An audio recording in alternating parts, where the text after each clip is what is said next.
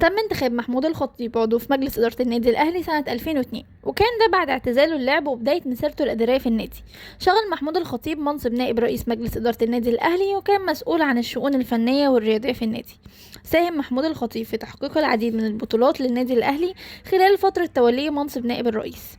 كان ليه دور كبير في تطوير البنية التحتية للنادي ورفع مستوى الفريق الأول.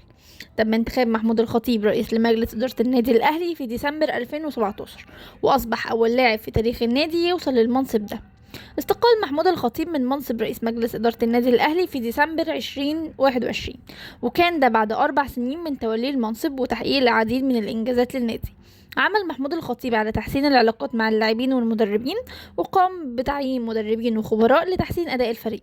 قام محمود الخطيب بتحديث مرافق النادي وتطوير البنية التحتية، وكمان ساهم في بناء أكاديمية النادي الأهلي لتطوير اللاعبين الشباب.